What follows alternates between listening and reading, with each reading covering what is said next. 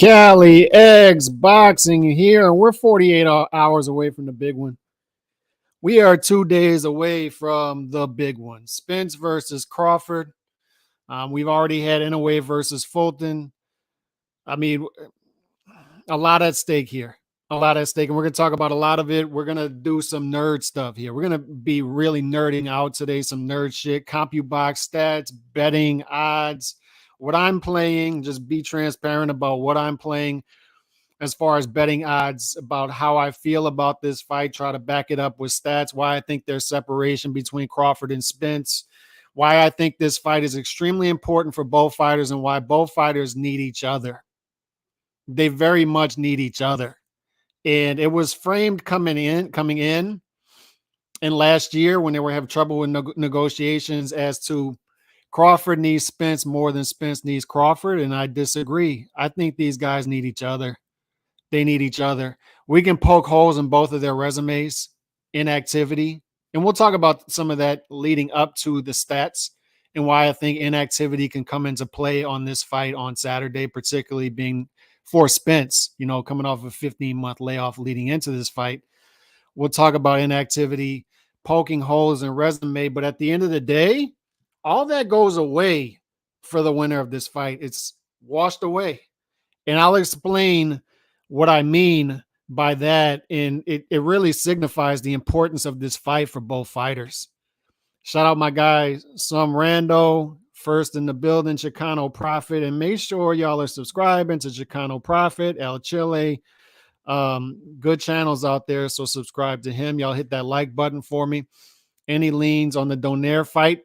I was leaning the other way. Now I'm leaning towards Donaire. It's just one of those fights. It's a 50-50 fight. And for me, Donaire is the better fighter, obviously.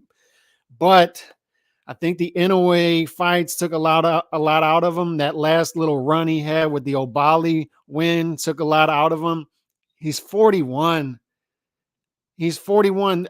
I believe this would be the first fighter in boxing history to win a lower weight class title over 40 years old. It's just, fellas, it's a tough ask down there. The type of fighters and the styles you're dealing with for a 41-year-old fighter to keep up, it's just a tough ask. But I'm starting to lean Donaire. I don't know. It could go either way. I don't have a good feel on it. I got to be honest. It's going to be a good one. I can feel. I think so too. I think this fight, Spence Crawford, is going to be entertaining. I think that's going to be the difference between a lot of the big fights, like the super fights we've had in recent history. I think this one is lining up stylistically to be just an entertaining, high stakes fight. Undercard is horrible. Yeah, I mean, that's what they do. That's what they do. Crawford split decision. Surge in the building. Business of Boxing wants Spence to win. He is in Showtime. Yep, but Crawford can take that out of play.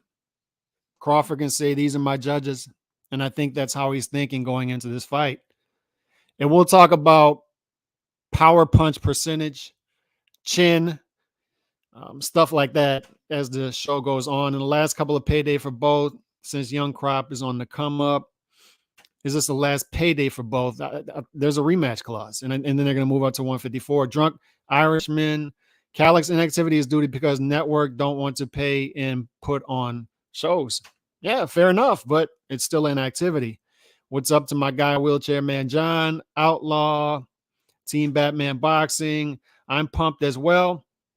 I'm getting more hype by the day. Hype for the 50-50 fight. Maybe the best win. I really can't split them. I'm just going to enjoy the fight. Won't bet either. Spence versus Crawford 50-50. I can't split them. All right. Did that twice. Good afternoon to Andre. So appreciate everybody in the chat. Make sure y'all hitting that like button and keep those comments going. And I'll be asking some questions in the chat today because there are some intriguing things to me, particularly when it comes to chin in this fight. Because the betting odds are saying that Crawford has a better percentage chance of winning by knockout, but everybody out there seems to be questioning Bud's chin more than Spence's. Yet when I ask, what's the, like, for the people out there, what do you think is the higher percentage chance of this guy getting a knockout versus that guy? And people seem to be leaning Bud, but then they tell me that Spence has the better chin. So it could be both, right? It could be Spence has the better chin, but Bud sets up his power better. It could be both. Spence has a better chin than Bud, but he's not going to test Bud's chin as much. Could be both. But I think I, I don't think so. I disagree. But as far as this fight, how do we get here? What are the resumes? Before we get into the fight and the actual stats, let's set up the plate. Inactivity. This is Crawford's 9th fight since the Felix Diaz fight in 2017. So in the past 6 years, Crawford has fought 9 times, so about 1.5 times per year. And the past 2 calendar years, we've really made a push on activity, explaining what it is, explaining why it's bad, explaining why it's happening, and pointing it out with stats to where top 10 pound for pound, they fight roughly 1.3. Top 50 pound for pound, they fight roughly 1.3 times per year. Top 100, 1.3. Top 150, 1.3. So it's spilling all the way down. I asked our guest the other night, Rojas, and I'm like, you're 2 years in and you've only fought twice this calendar year. Does the inactivity bother you? Would you rather more dates? And yeah, but we have guys 2 years into their career now fighting 2 times in 7 months, and that's not good. It's trickled all the way down. The Avanesyan fight was big for Bud, I think, because it kept him going. I think he saw the signs like this fight's not happening. They're playing some, funny business over there. Let me get this fight in. Let me get it in. Let's do it. So he fights Avanesyan. He keeps things going. And I would argue that I think inactivity would bother Spence more in this fight than Bud.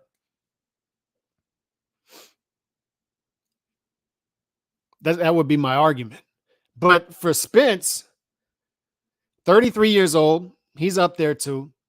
I would argue he's an older 33 and Bud is a younger 37. So I would argue age kind of washes itself out, and the aging out process is sort of backfired on the Spence team. Why? Because Bud has become a full-blown welterweight. 8 fights, 8 knockouts. He's a welterweight now. And he lives more of a warrior lifestyle in and out of the ring, more close to his weight. Errol Spence balloons up and down. Alcohol, car crashes, eye injuries, it all comes into play. And now I think Spence has aged worse than Bud. Errol's there and he looks really dry and he's saying, this is my last fight at 147. I can't do it anymore. So I would argue this aging out process has sort of backfired on the Spence team. But once again, we'll find out on Saturday. But since his Kell Brook fight in 2017, he's fought 7 times. So he's basically become a once per year fighter. This is his 7th fight in 6 years. He's become a once per year fighter since 2017, basically on average. This is his 2nd fight since Danny Garcia in December 2020. 2nd fight. Almost 3 years, this will be his 2nd fight. And it's not much better for Bud. I mean, Avanesyan fight November 2021. Or December 2022. And before that, he fights Porter in November 2021. So there's a 13-month layoff right there. And then before that, I think since between Kell Brook and Sean Porter, there's a 12-month layoff. So just not active fighters, right? And what bothers me here is we've come into this marination process, this marination thing before big fights, right? And it's bothersome because the power brokers come out now and admit that they're marinating fights and act like they're geniuses and the fights are bigger now than they would have been. And do we have any evidence of that? We've talked about Samson saying, I marinated a fight for 5 years and then the fight doesn't even do 100,000 pay-per-view buys. And then he's talking about, I might have to marinate this fight like I marinated that fight. They don't get the point. Nobody ever learns anything. We don't learn anything in this sport. I've said it since Mayweather-Pacquiao, that whole ordeal right there, it took 6 years for the fight to finally get made, 5.5, 6 years, and we're repeating history here. And I'm not trying to be negative here. I'm just trying to point out that the reason the ticket prices are dropping, the reason that this may not do a million pay-per-view buys, and I hope I'm wrong. I hope it does. I hope it's highly successful, is they're not doing the fights at the right time, and they're not creating stars the way they should be creating stars by simply putting on the fights. And now we've got a marination process, and we got this fight happening on the same time frame that Mayweather Pacquiao happened. It's like, get to the point. Get to the point. We should have said never again. Never again. And now we've got two guys who are highly inactive coming in and facing each other. And don't get me wrong, it's going to be a great fight. It's going to be a great fight. And there's still a lot of legacy in play. And we'll get to that, the more positive stuff. But I want to set up the table, and we can't forget what has happened the past 5 or 6 years in this division, fellas. 7 out of 10 of the top 10 are undefeated in the welterweight division. That means that fighters simply aren't fighting each other. That's what it means. If we've got the top 2 guys in the division for 5, 6 years and they're not fighting each other, that's a problem. It's a problem. And you can't expect there to not be some sort of blowback because of that. And I think it'll show up in the numbers. But we'll see. But either way, you can poke holes in both resumes. People like to poke holes in Bud's resume. Fair enough. A lot of the wins haven't aged well. He doesn't have the flashy wins that Errol Spence has, but he does have achievements. What he lacks in that, he has in achievements, right? 3 division champion as opposed to 1. 17 title fights as opposed to 7 for Spence. Undisputed already at 140. And then he moves up to 147, and he wins a belt there, and he beats a common opponent better than Errol. So Bud has his case.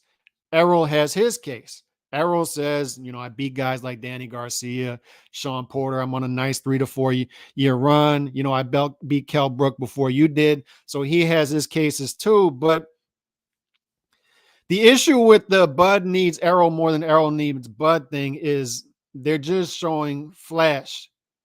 All right. The achievements make up for that. It becomes sort of even. And on top of that, this guy had his first title, the IBF, in 2017, and it just takes too long to develop, fellas. You've got access to every fight on the board, and marination, and it becomes a thing to where you only consolidate 3 belts, but it takes you 5 years to do it. Marination, and it's why we are where we are. This should have been a trilogy by now, or we should have figured it out by now several years ago. And these guys should have moved on to 154, 160. The natural process should have happened. The younger guys move up. They're not just waiting for vacant belts because these two guys won't fight each other.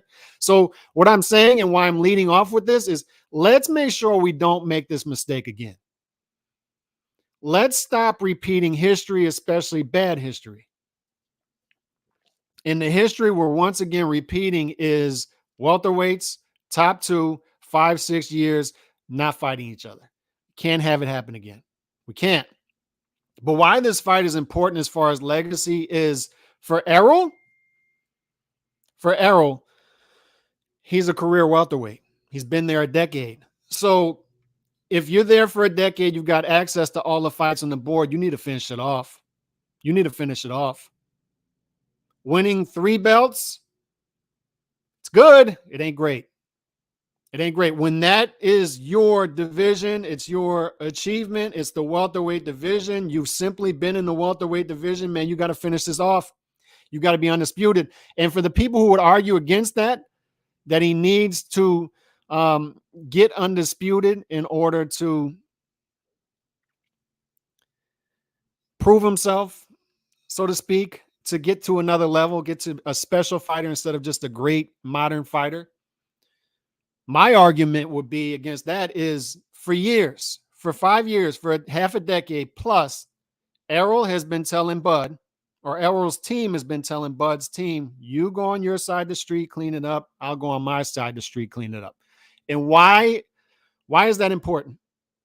Why is that important to highlight?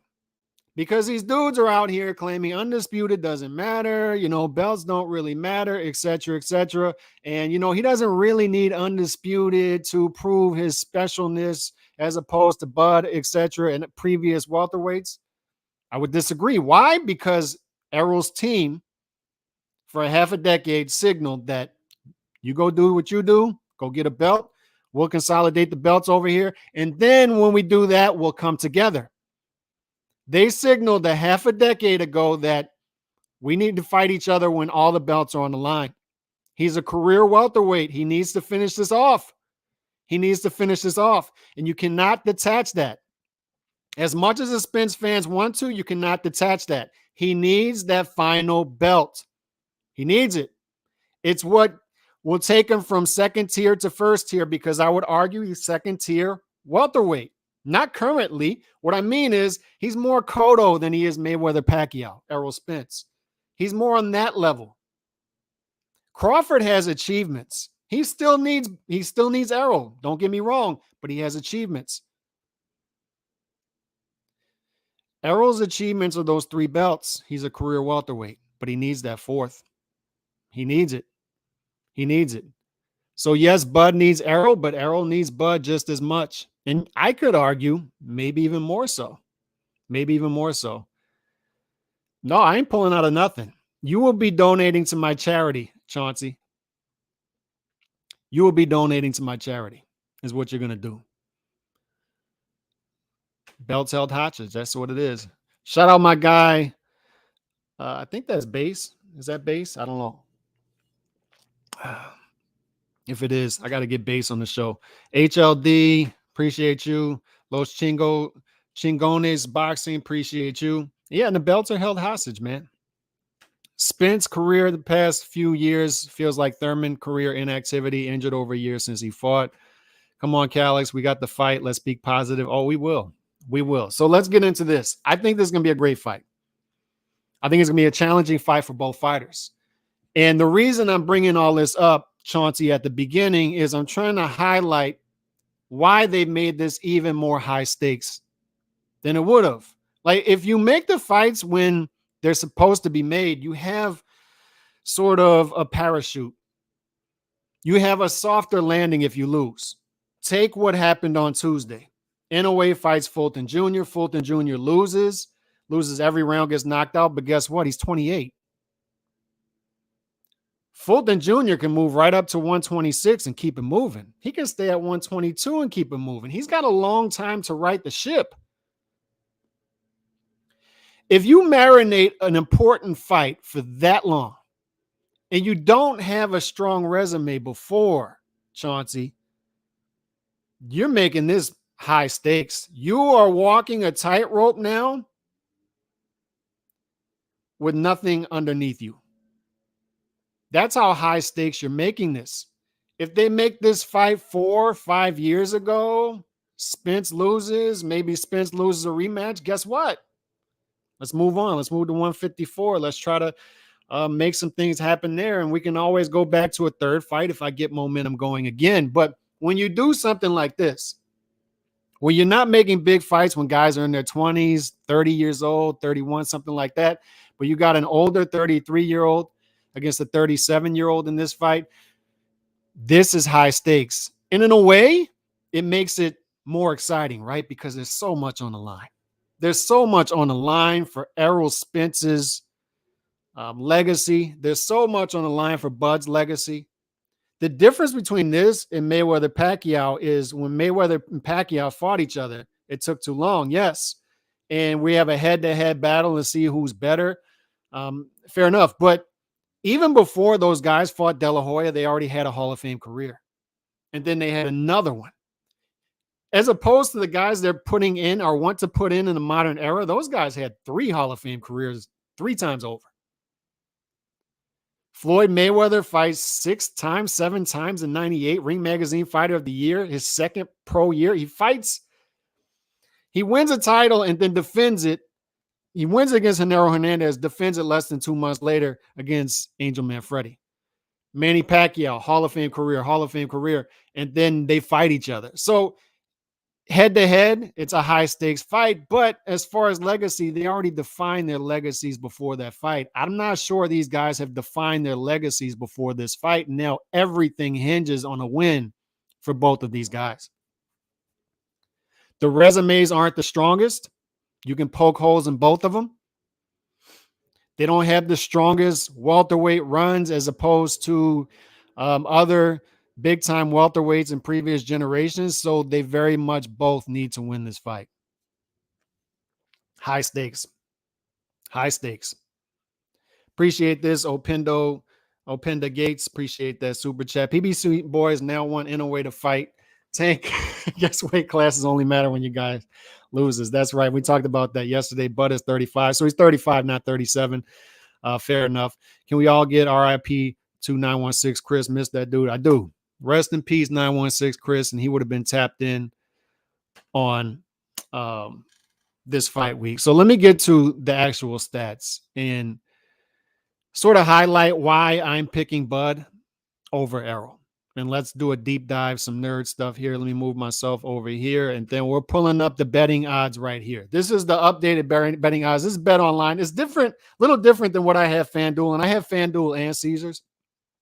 So mine are a little different. I'm at minus 146 on FanDuel, minus 150 on Caesars. But this is Terence Crawford is currently the betting favorite, minus 145. And I think we're pretty much locked in that territory. Terence Crawford has shown a little separation when it comes to the odds makers, and I'll highlight why I think that is. Will the fight go the scheduled distance? They're leaning yes.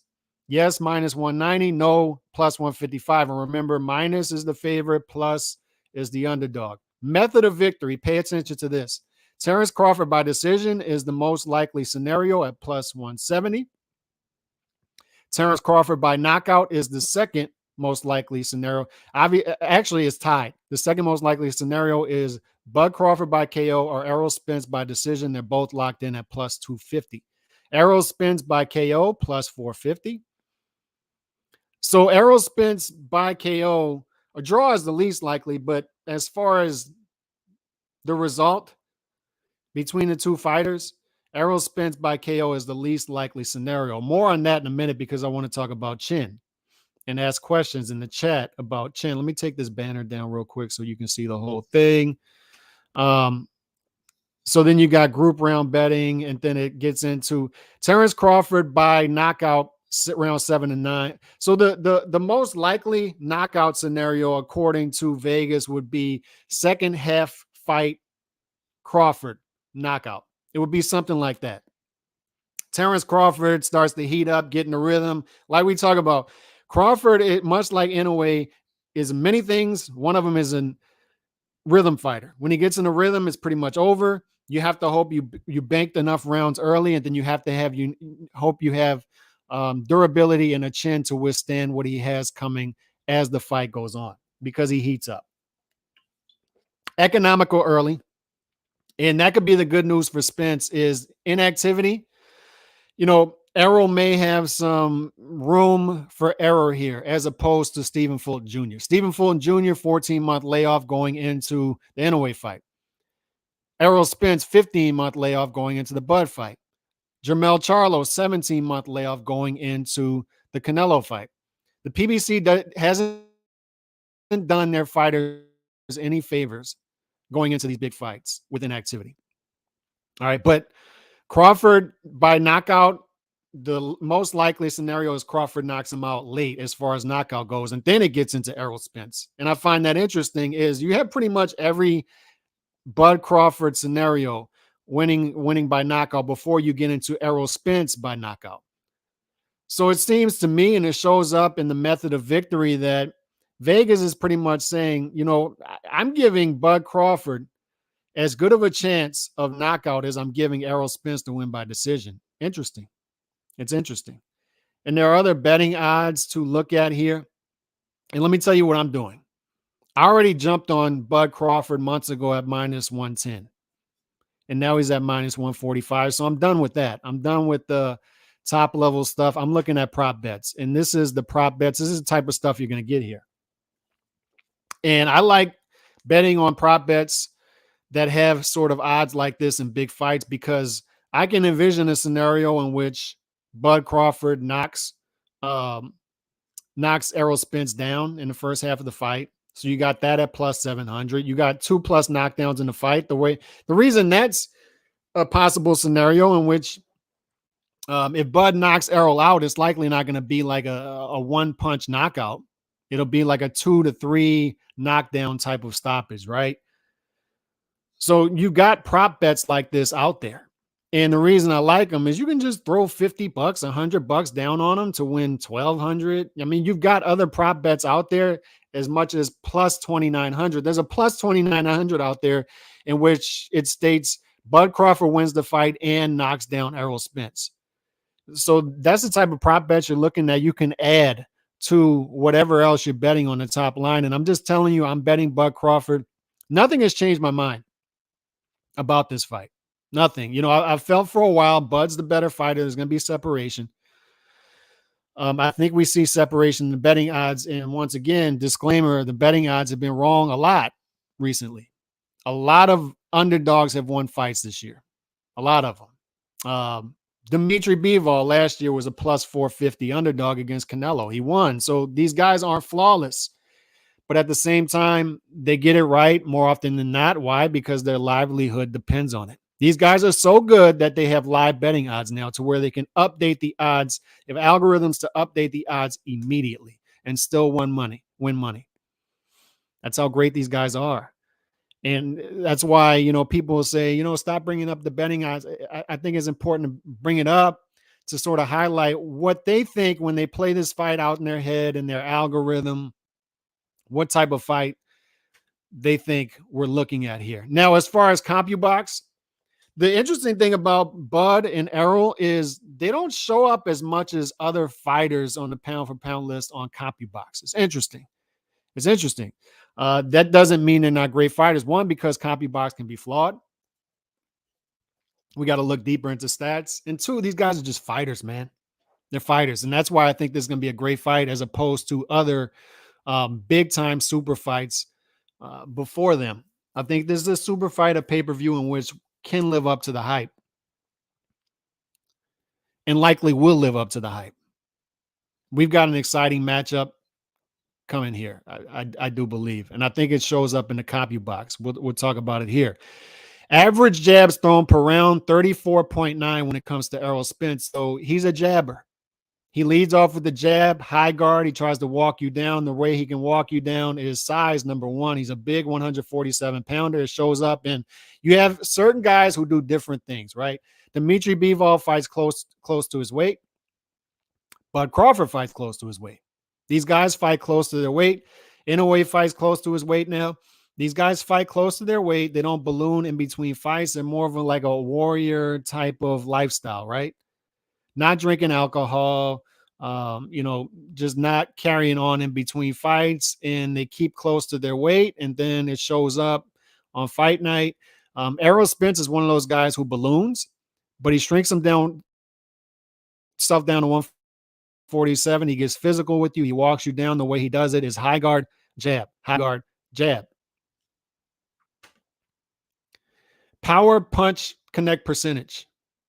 Errol Spence, 45.2.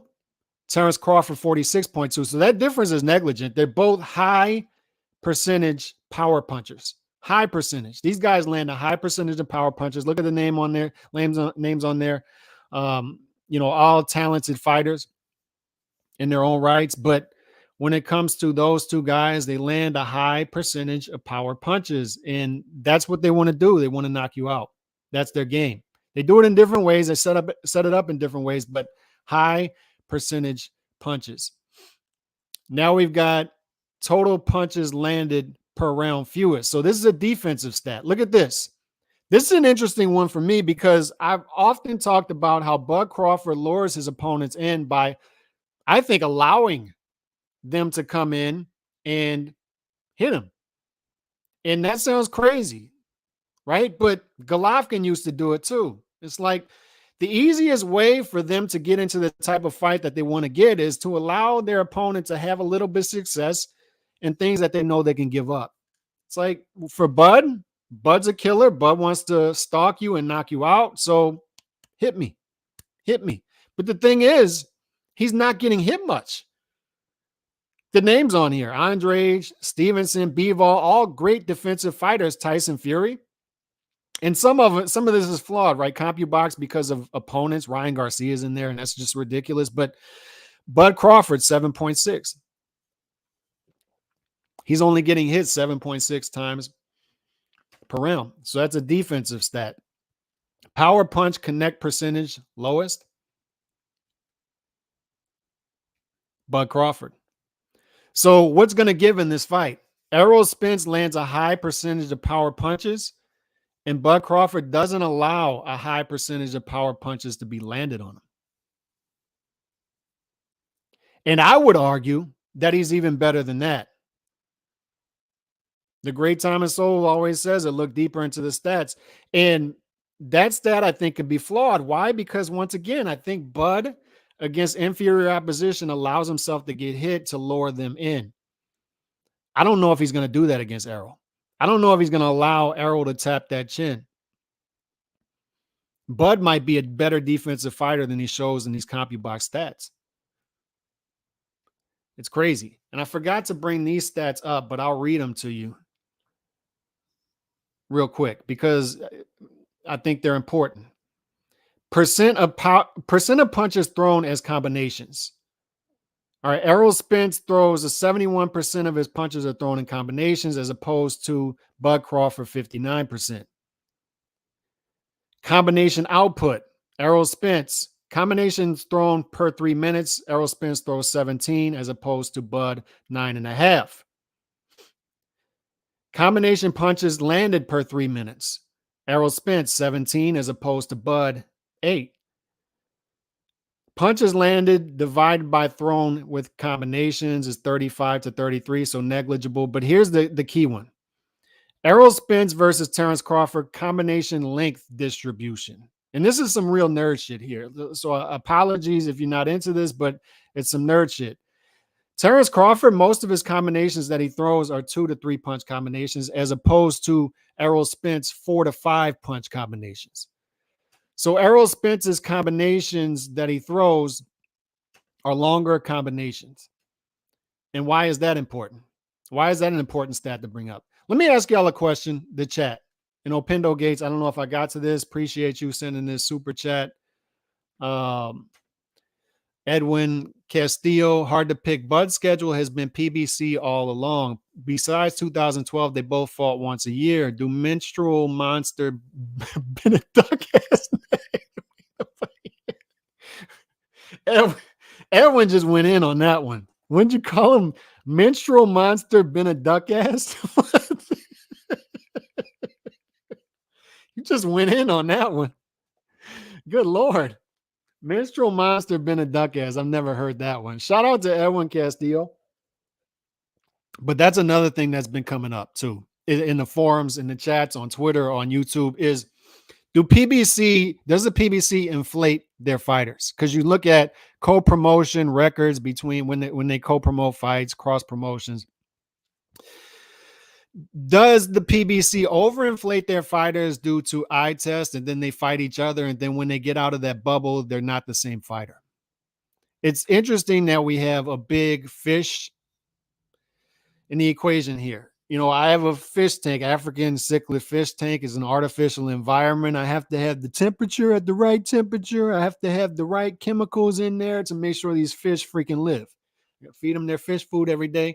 If I put them in the swamp behind my house, the pond over there, the river right there, surrounded by water, I live in South Louisiana. If I put them in any of those bodies of water, within 5 minutes, they're dead.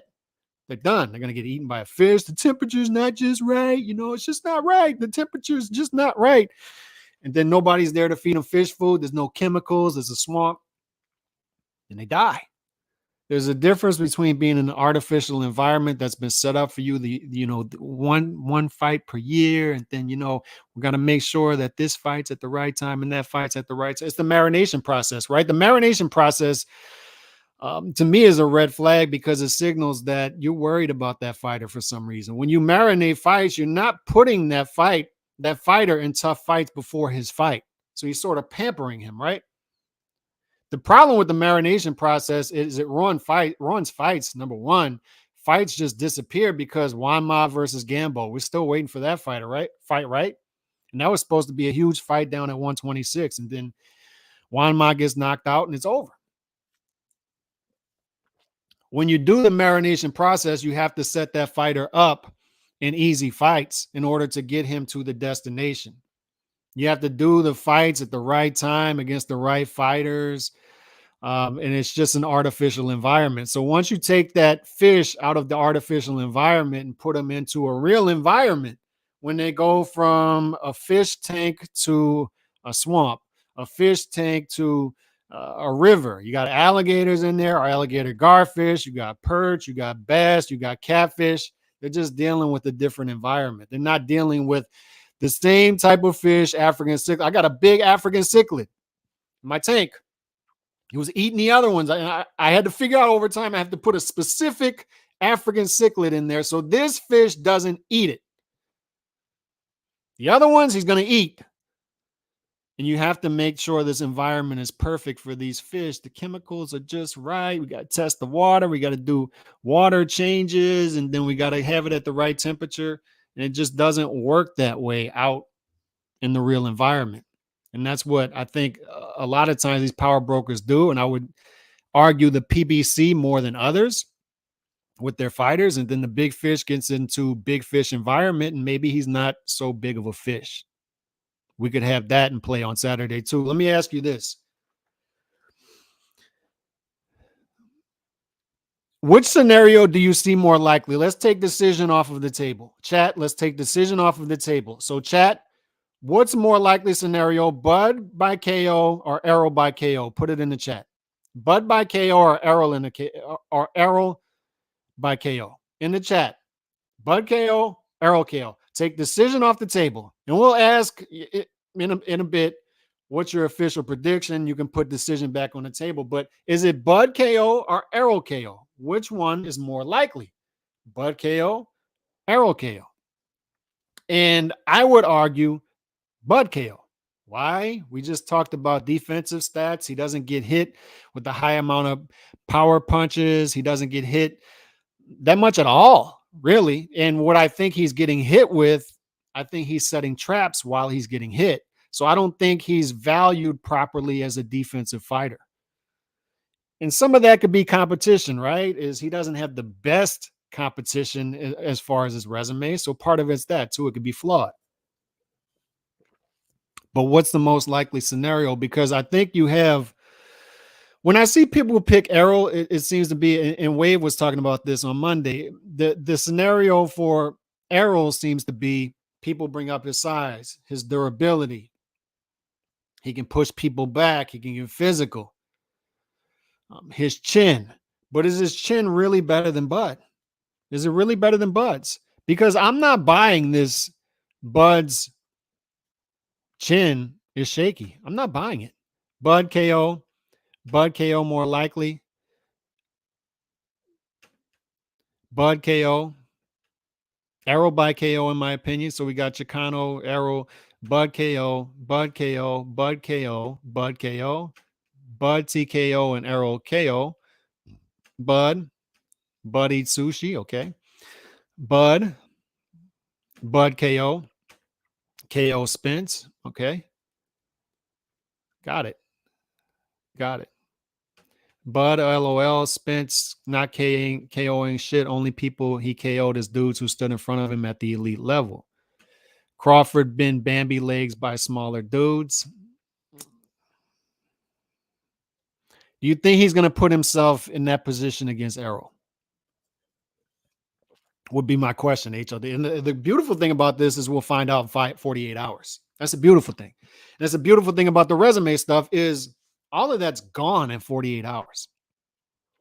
We can talk about resumes all day. We can talk about marination all day and waited 5 years and one side waited. We're going to figure this out in 48 hours. And they've marinated. When the problem, once again, with marinating fights, especially with guys who don't have strong resumes, is you're putting all your eggs in one basket. And so much relies on single fights. So look at Andre Ward's career, right? Andre Ward goes on a nice super middleweight run, wins a Super 6, and a couple of nice fights after that, starts suing his dead promoter, and then he's got a couple of years layoff, right? And then he decides, he sends Golovkin a fake email or whatever, but then he moves up to 175 and he says, I'm going to fight Kovalev, but I need 3 tune-ups before. So then he fights 3 tune-ups, and then he fights Kovalev. 90% of people feel he lost the first Kovalev fight, but the second Kovalev fight wipes it all out. Now people will see Andre Ward. They forget the in between the Super Six and him suing his promoter and then the tune-up fights. And people remember the lasting memory of him taking taking Sergey Kovalev's soul in the last fight. But he had so many eggs in the basket for the Kovalev fights. It was a high stakes rivalry right there. Why? And it's why it's important that he got that gift decision in the first fight too, is when you're suing your dead promoter and then you're taking 3 tune-up fights, you're putting a lot on that back end when you got 3 or 4 years where not much is happening. Tyson Fury, same thing. There's a high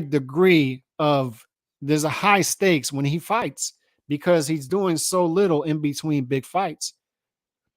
And it's the same thing here. They marinated this thing, and both of them simply haven't been doing anything special as far as big fights, achievements in between at the same time. So now we're at a point where there's no excuses. One of these fighters is going to put an exclamation point on everything before. For Terence Crawford, if he wins, he's now 18-0 in title fights.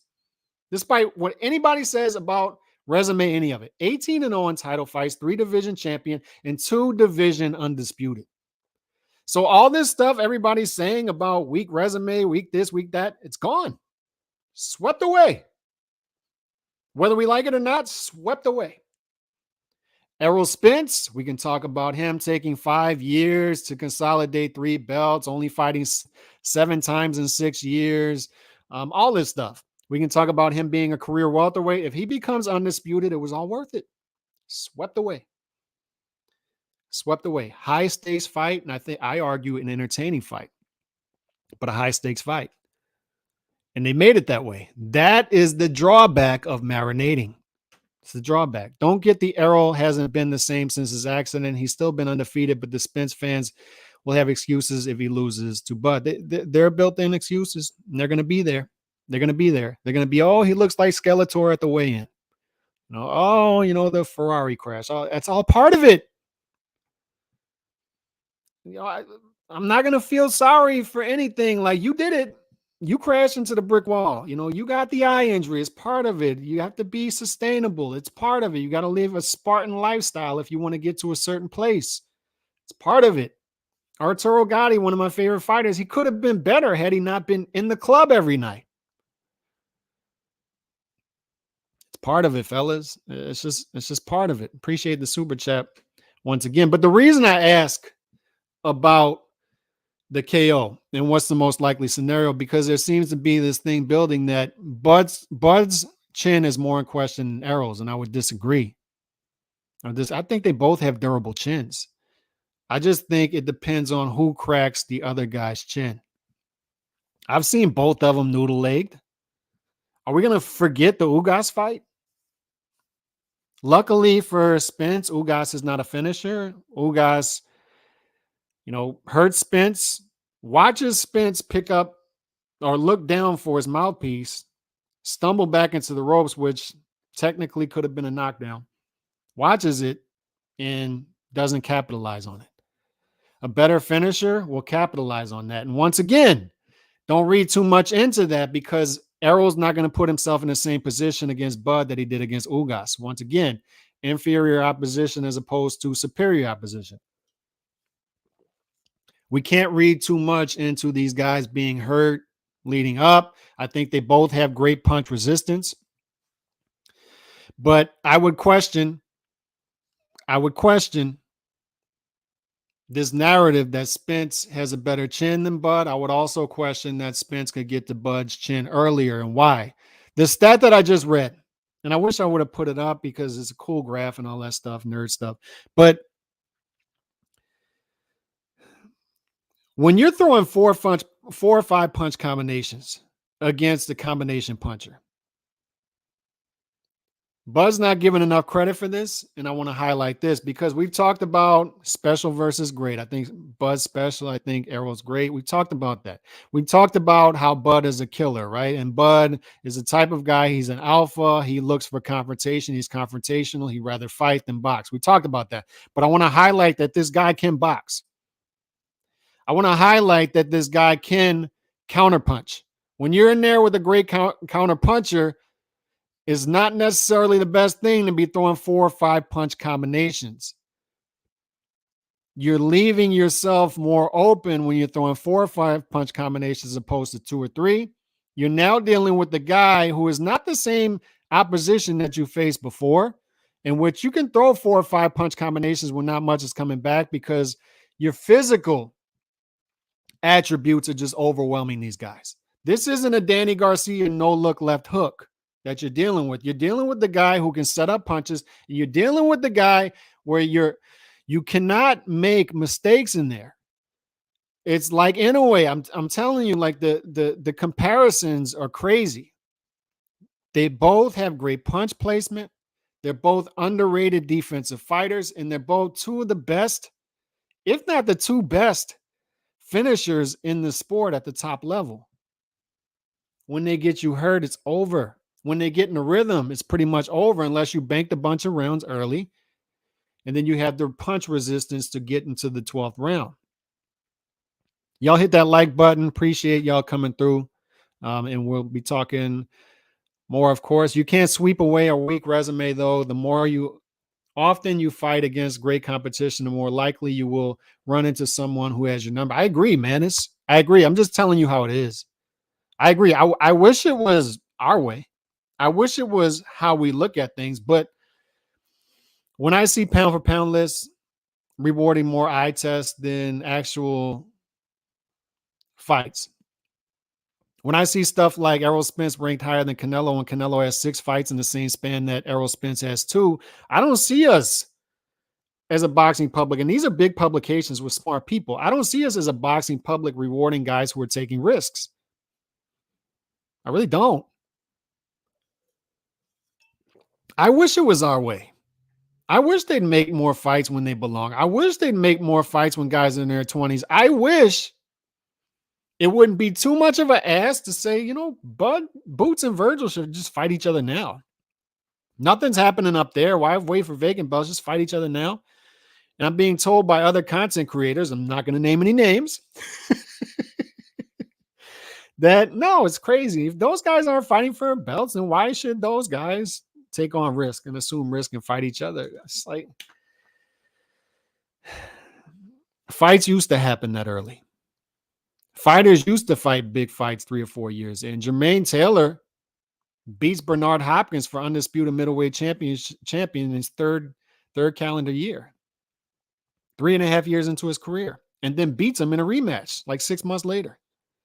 This stuff used to happen, but now marination comes into play. And now revisionist history. And now guys are getting into the Hall of Fame, or people are saying guys are going to get to the Hall of Fame who just simply don't have a strong resume. They're telling me Deontay Wilder is a no-brainer Hall of Famer, and I'm looking at his resume. I'm saying that, and then a lot of times, like that bookmark win, that exclamation point can wipe away a lot what you saw before. But what I would highlight is, in a way, it sort of makes this fight even more high stakes. Not sort of, it does. Like, these guys need to win this fight. Don't let anybody tell you any different. I'm not saying Errol Spence loses his fight. He's not a great fighter. He is. He's already got that. He's great. He's a great modern welterweight. He's great. But to get to that next level, he has to win this fight, especially when all your eggs have been in one basket. You are a career welterweight, and you said for 5-6 years, you go over there, get a belt, I'll clean up my side of the street, and then we'll meet, and I'll beat you. So he has to do that. He has to do that. That was their reasoning for putting this fight off. So now he has to win it.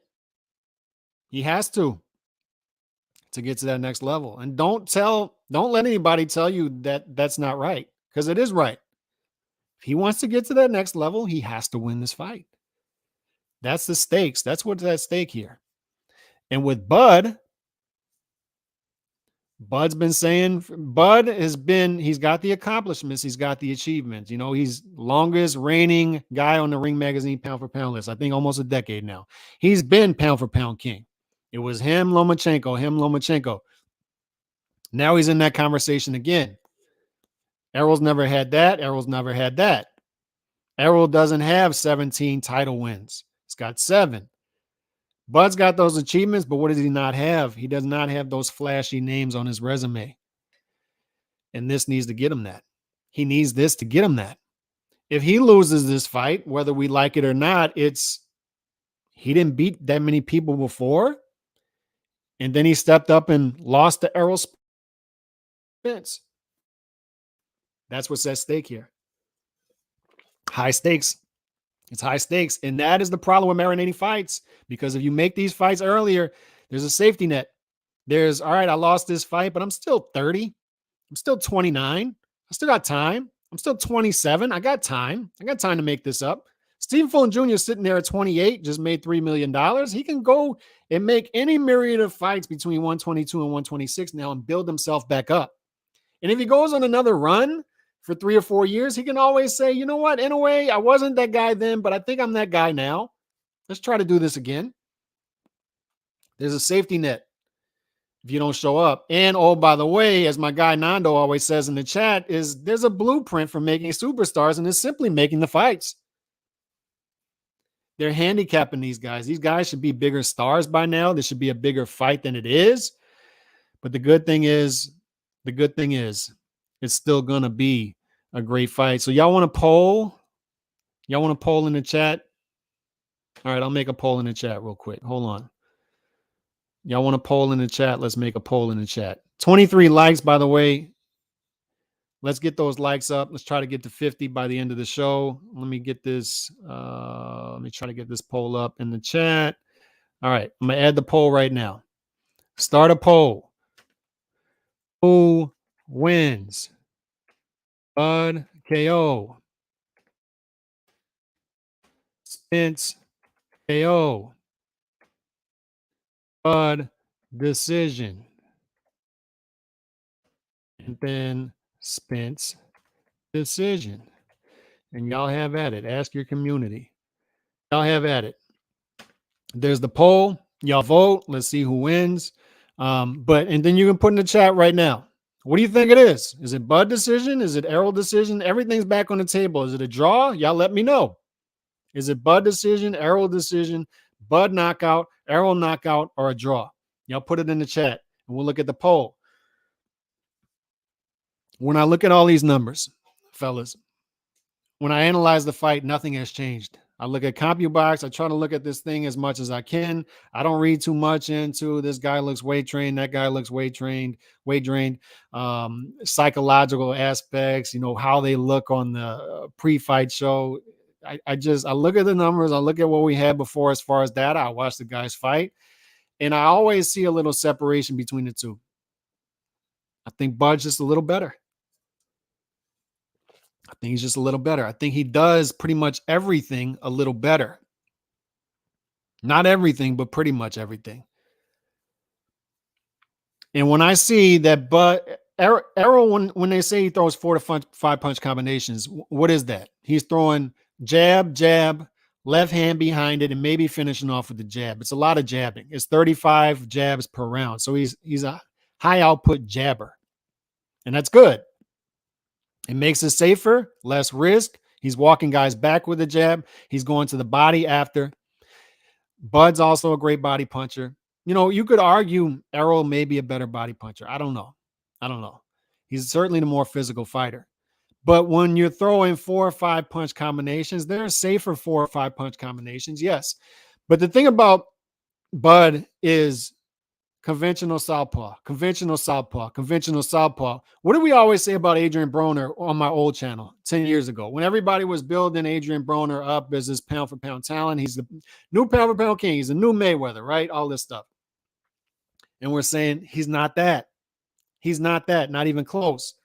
And in fact, I was making videos speaking of the devil, that there's another guy in and around that weight class that is way better than him, and his name is Bud Crawford. But do you remember, this is how bad the boxing public can be, that they can't see something so obvious that, and they pay attention to flashy things. And once again, the resumes here, Errol's resume is a little flashier, but is it necessarily better?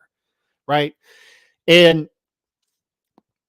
they were all paying attention to the flashiness of Adrian Broner, the weight bullying of Adrian Broner. And I'm watching the guy fight. I'm watching Bud switch seamlessly from conventional to southpaw, just seamlessly transitioning from offense to defense to where you can't even notice the difference. You don't even notice, like Bud, Sonny Edwards, when they switch from conventional to southpaw, it's so flawless that you don't even notice it.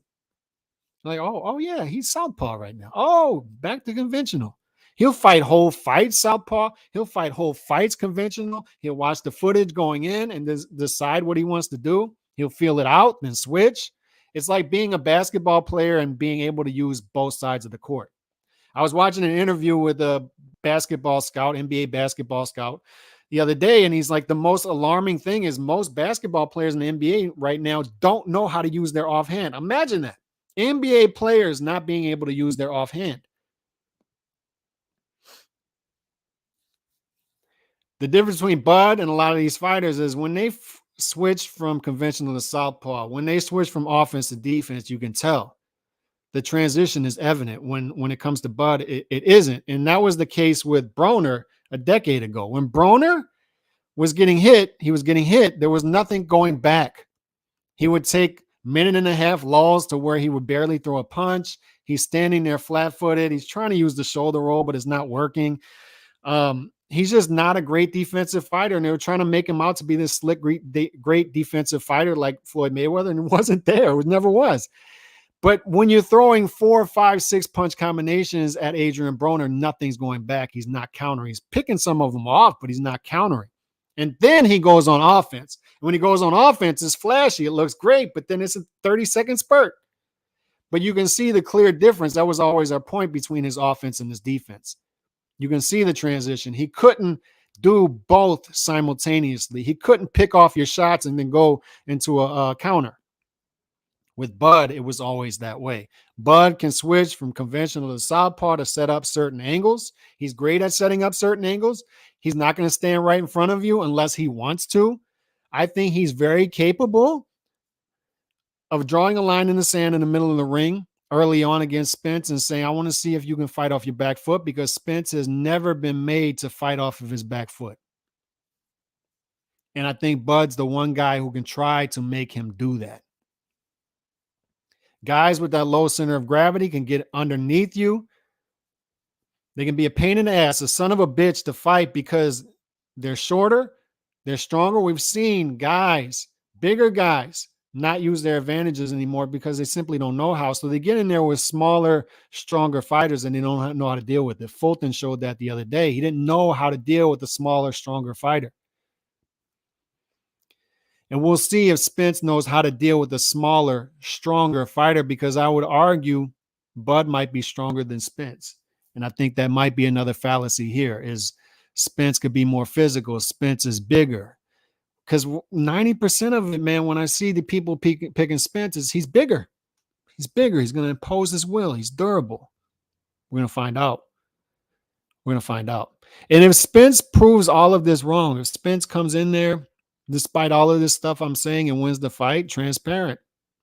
Got that wrong. Spence won the fight. Spence is now special. He has put an exclamation point on his run at 147. Despite us thinking it took too long to get there, he did it. In the poll now, we got 30 votes. Bud by KO, 67%. Bud by decision, number 2, 17%. Spence by decision, 13%. Spence by KO, 3%. The betting odds as far as this fight are closer than what I'm seeing from the betting public. I'm seeing a lot more Bud, people picking Bud than Spence, but the betting odds are still close. There's separation, but it's still close. I think what's setting up here is Crawford can show a lot of looks. And I'm interested to see what he does early. Does he draw the line in the sand and say, I want to see if you can fight going back? I'm going to stand my ground, middle of the ring, get underneath you, push you back, see if you can fight going backwards and make this a rough and tumble fight. Am I going to show my angles, switch from conventional to southpaw, pick my angles, wait for you to throw your 4 or 5 punch combinations, your safe combinations, try to go to the body and counter, load up on counters, maybe give up some early rounds that way, but set up traps for an eventual late round stoppage? Is it that? Is it that? Either way, he needs to be careful here because we talked about marination leading to an even higher stakes fight because these guys simply don't have much of a safety net now. They both need this fight to get to the next level and sort of bookmark their career. They still have a way, they still have some fights to go, but they're running out of time. The window is closing. And when you do that and you don't have a strong resume before that, it makes it a higher stakes fight. But at the same time, even though Bud has more ways to win the fight, in my opinion, he still has some issues in that he's not the house fighter. And like I said yesterday, he needs to be going in there and acting like he's an Eastern European fighter coming into Vegas, because he needs to be going in there and acting like, one, I need to get a KO, but number two, if I don't get the KO, I can't give up rounds early because I need to win 8 or 9 rounds in order to try to win this fight. He's not the house fighter. And he's got to know that. He's got to know that. If this is a close fight, Errol Spence likely gets the decision. That's what we're looking at. I hope whatever happens here is definitive. I hope we have a great fight, but it's definitive. And the good news is this is one of those fights stylistically that I don't think it can be a bad fight. I don't think it can be a bad fight. This is going to be an entertaining fight. You know, I set up the plate early in the show, leading off negative to try to show, you know, why this is such a high stakes fight now. Because when you marinate a fight, when you do this, and when you play it sort of safe earlier before this fight, you really need to win that big fight. You need to win it. They painted themselves in the corner. They got to win this. They both need each other. They both got to win this fight. And somebody's going home empty-handed. Somebody's going home with no belts. And somebody's going home and saying, you know, Spence, I can see why they waited 5-6 years for that fight. Bud didn't have a strong resume coming in as far as names. And, you know, now it showed up in this fight. It's going to be that thing. It's going to be that thing. But I think we get an entertaining fight. I think we get a fun fight. And Bud has more ways to win the fight, but he's going to have to do it definitively. If you don't get the knockout, you got to get 8 or 9 rounds. And that could be Spence's pathway to victory. And I think that's the best argument for Spence is Spence banks some early rounds off of activity, off the jab, off of being the aggressor maybe, or looking like the aggressor, maybe backing up Bud, or maybe Bud draws a line in the sand and says, no, I'm not going back. But if he does that and he shows some durability and gets to the finish line, then Errol can win a decision winning 4 or 5 rounds. That's just the way it is. He's the house fighter. We've seen what's happened this year, fellas. We've seen it. In the poll, 39 votes. Now, Bud, KO 64%. Bud decision 15. Spence decision 10. Spence KO 10.